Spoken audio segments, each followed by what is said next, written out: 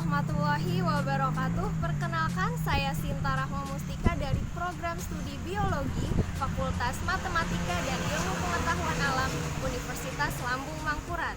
Pada kesempatan kali ini, saya akan menjelaskan beberapa poin penting mengenai upaya konservasi tumbuhan obat di hutan Kalimantan.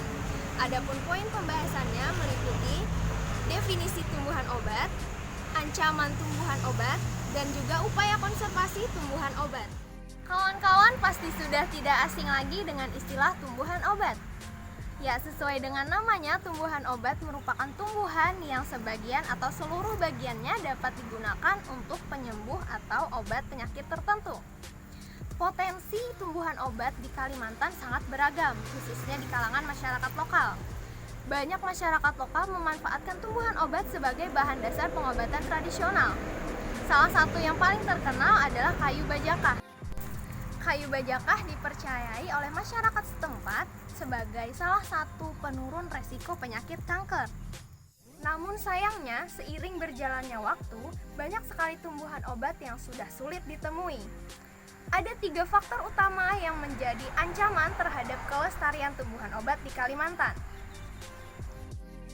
Pertama adalah kerusakan habitat. Kerusakan habitat merupakan faktor signifikan yang menyebabkan kelangkaan tumbuhan obat. Rusaknya habitat akan berakibat pada terganggunya pertumbuhan tumbuhan obat di kawasan hutan Kalimantan. Salah satu penyebab adanya kerusakan habitat adalah kebakaran hutan, penebangan liar, dan juga konversi lahan hutan.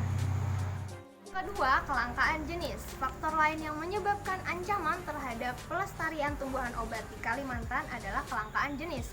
Beberapa jenis tumbuhan obat yang sudah langka atau cenderung termasuk ke dalam golongan langka menurut undang-undang adalah pulin dan juga gaharu.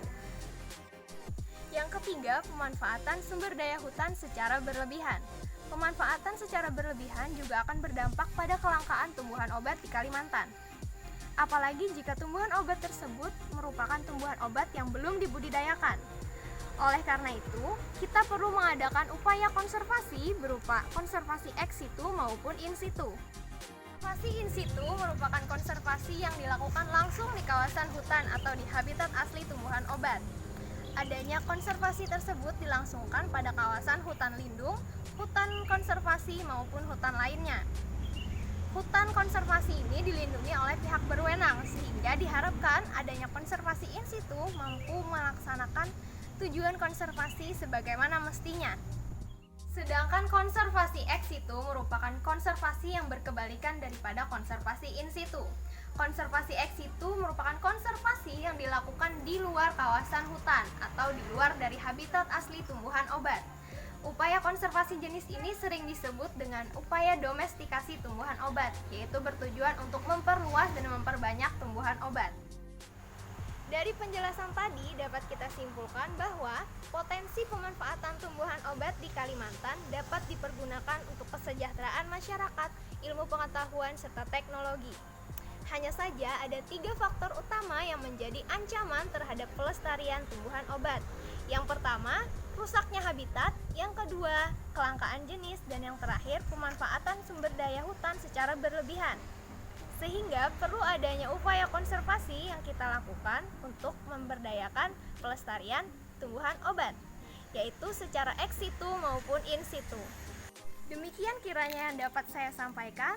Salah hilaf mohon maaf. Terima kasih atas perhatiannya. Wassalamualaikum warahmatullahi wabarakatuh.